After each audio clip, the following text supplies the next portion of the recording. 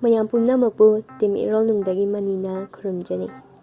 Ngasi mayam pumnamakkidamakta lakchari 2022 gi Qatar World Cup asigi matangda mayam pumbana khangjaminaba yaba nungairaba phekara puduna lakchari. World Cup asi November gi tang 10 dagi hauraga December gi tang 19 da loigadori. Masida tin 32 haibadi country 32 na saruk yari. Tournament asida group nipan thokli, group amamamda team mari laigani. Group A da Qatar, Ecuador, Senegal, Netherlands. Group B dana England, Iran, USA, Wales. Group C dana Argentina, Saudi Arabia, Mexico, Poland. Group D da France, Australia, Denmark, Tunisia. Group E dana Spain, Costa Rica, Germany, Japan. Group F Belgium, Canada, Morocco, Croatia. Aroiba Group H dana Portugal, Ghana, Uruguay, South Korea, hairiba leibak sing asina saruk yari. Ahanba match asidi yumbu oiriba leibak Qatar asiga Ecuador ga sanagadori. 2022 gi World Cup asi mayamna kharangna ngainabagi achauba maram ama hairagadi masana asigi saknairaba player Christiano Ronaldo amasung Lionel Messi makhoi anigi aroiba World Cup amasu oikhidriba maram asina shuni. Karamba team na final sanaba yabagi haibadu mayamna comment section da haibiramu amasung adongi favorite country adumasu panbiramu. 1930 dagi haukiba leibak 16 na saruk yakiba World Cup hairiba football tournament asi ngasidi chauthoratuna malengi achauba kumhai ama oirare.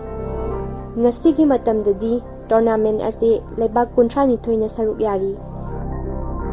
World Cup asi nungainabagi damakta host oriba lam asina kari honaribege habadu haijaranlage. Qatar da World Cup yengba chatnabagi achauba marang khara hairagadi Handaki World Cup asi first Winter World Cup among oigadoribani. FIFA gi hanadagi summer matamda tauba adudagi kitang nathairaga lam asigi climatic condition matang chaba yengduna lekhibani. Qatar hairiba lam asi one of the happiest and safest country in the world ni. NUMBEO hairiba crime index asidasu Qatar asi the safest country in the world haina hairi. Masina hainingliba asidi crime thokpagi chang asi aduki matik nemi haibani.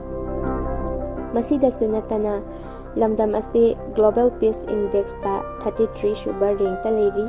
Samna hairabada lam asi malem asida khwaidagi safe oiba lamsingi marakta amani haibasini. Adomna yenglugadoriba World Cup asi achamba amanate malem sida khwaidagi sel changna sinba World Cup amani. Chaurakna 200 billion muk event asi sinnabagi damakta paisa thadari. Yamna nungaigadauba amana stadium khudimak air condition loina oigadori. Yamna ngakpa amana tournament asigi saruk kharadi dismountable stadium da sanagadori. Hairiba stadium asi sipki cargo cell sing aduna sari aduga World Cup asi lorakpada sanabagi infrastructure watpan lamsingda donate tawgani hairi. Yamna nungaiba amasu hairagadi Qatar asi pikpana maram oiraga chathok chasinda yamna laiba ama oiri. Game gi venue khudimak lam asigi metro network loina yawi. Loisilakpada mayamna kaupiroidaba khara hairagana lam asida tawroidaba thabak khara aduni. Leibak asida death penalty asi ngasisu adumak legal oiri. Maram aduna kharadi chection biba tare. Lang koiba lakliba miyoisingna athingba thamliba sing adudi alcohols and drug aduga mayamna kaubiroidaba ama hairagadi makhoigi mafam adugi law amasung custom sing asi respect tawbiba asini. Adomna makhoigi law sing asi kaihandana chalabadi adong khwaidagi nungaiba experience amadi soidana fangani. Somna tawroidaba khara hairagadi makhoigi mosque natraga laikhurambagi mafam singi mayada pork product haibadi oksagi potoksing amata sinnabidaba amasung cigarette kumba haibadi churuk kumba thakbidaba amadi pornographic oiba yaba karigumba amata tawbiroidaba asini.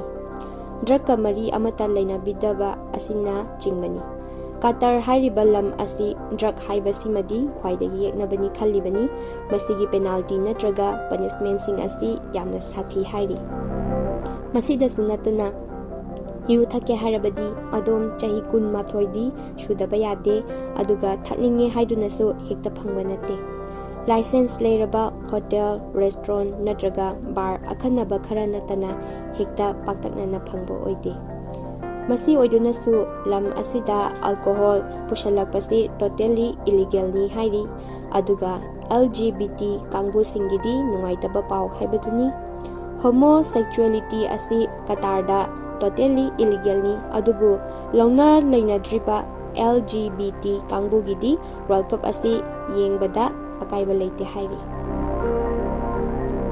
Fijet chakchagi mawong leibak asigi authority na asumna hairi madudi dress selapa matamda ningthijana sepinaba haidana akoina se chaba matamda leibak asigi dress code bu ikai khumnaba pibiba oina lengjum khumba firol sepiba amasung short skirt sepidaba si asini khudang yaudaba furit amasung attienba skirt si yariba makai sepidana ba haijari Jurup thakpasi leibak asida legal oijarabasu mayam tinba mafamda kaidongda jurup thakki khanbiganu masi fine laubata natana punishment atopa kaya amasu leiri hairi aroibada akoigi behavior amasung miyoi ani mari lainabagi matang asimasuni lam asida publicly mayam mamangda privately leigadaba thawong adu tawba yade haibasini khudam oina intimacy ni Ngasigidi matang asida mayamdagi kaina yathang nijari